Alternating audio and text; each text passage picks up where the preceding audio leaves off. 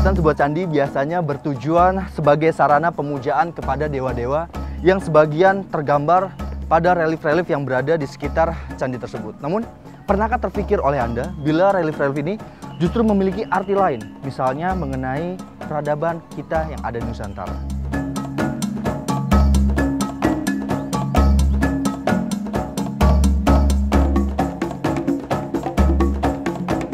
Terletak di Kecamatan Nglegok, Blitar, Jawa Timur, berdiri Candi Penataran yang dibangun pada tahun 1194 oleh Raja Sirenggra. Sang raja memerintah kerajaan Kediri pada tahun 1190 hingga 1200 Masehi. Candi Penataran merupakan candi termegah dan terluas di Jawa Timur. Berada di tanah seluas hampir 13.000 meter persegi, candi ini berjajar dari barat laut ke timur dan tenggara. Candi Penataran juga disebut Candi Palah. Pembangunannya dilakukan secara bertahap oleh 3 kerajaan yang berbeda dari masa Kerajaan Kediri hingga Kerajaan Majapahit. Memasuki halaman gerbang candi, pengunjung disambut arca dua rapala yang menjadi penjaga pintu candi. Pada kedua arca ini terdapat pahatan angka tahun 1242 Saka atau 1320 Masehi yang diyakini sebagai tahun diresmikannya candi pada masa pemerintahan Jayanegara dari Majapahit. Di Candi Penataran juga terdapat Balai Agung, Pendopo Teras, Candi Induk, dan Prasasti Palah. Semuanya memiliki fungsi dan kegunaannya masing-masing. Balai Agung menurut N.J. Krom, sejarawan asal Belanda, berfungsi sebagai tempat musyawarah para pendeta pada zaman ini. Candi Penataran di lereng barat daya Gunung Kelut dibangun di atas tanah yang harum dan subur.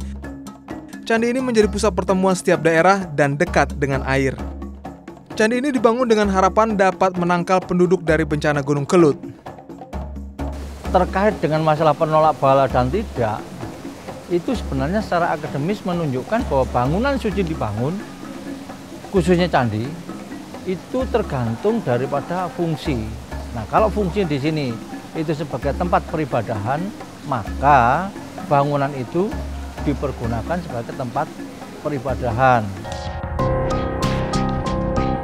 Bersama teman yang merupakan warga asli Blitar, saya pun menelusuri kompleks peninggalan masa silam ini.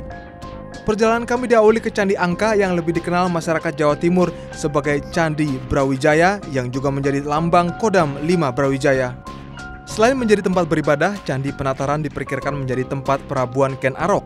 Dugaan ini timbul karena kesamaan nama Giri Indra yang disebutkan dalam kitab Negara Kertagama. Bangunan di kompleks Candi Penataran ini terdiri dari 3 teras tersusun dengan tinggi 7 meter lebih. Pada teras pertama terdapat penggambaran cerita tentang Ramayana yang mengikuti arah Prasawiya dari sudut barat laut. Relief yang terdapat pada candi di Jawa Timur biasanya dipahat berdasarkan analogi riwayat hidup tokoh yang diperabukan. Kisah Ramayana dan Kresnayana misalnya terdapat pada dinding Candi Penataran dan ditafsirkan mirip dengan kisah Ken Arok serta Ken Dedes. Ya Mas, jadi sebenarnya candi ini berbentuk linear, berbeda dengan candi-candi yang lainnya.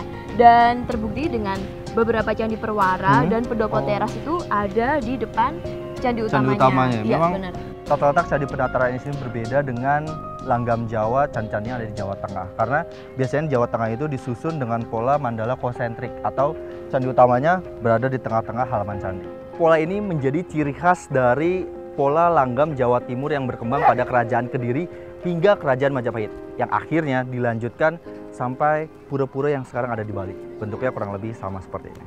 Yuk.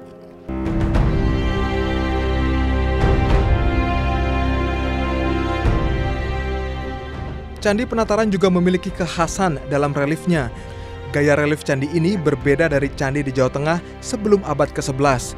Beberapa wujud relief manusianya digambarkan mirip dengan wayang kulit, seperti yang dapat dijumpai pada gaya pengukiran relief di Candi Sukuh yang merupakan candi dari masa akhir periode Hindu-Buddha. Menarik, pada Candi Penataran terdapat gambaran tentang bangsa lain, diantaranya gambar bangsa Han atau Tiongkok, bangsa Champa, Maya, dan Yahudi. Bangsa Yahudi terlihat tunduk dan menyerah pada nenek moyang kita. Gambaran ini menimbulkan pemikiran nenek moyang kita pernah melakukan invasi hingga ke benua Amerika dan mengalahkan bangsa Indian serta sempat berperang dengan bangsa Maya.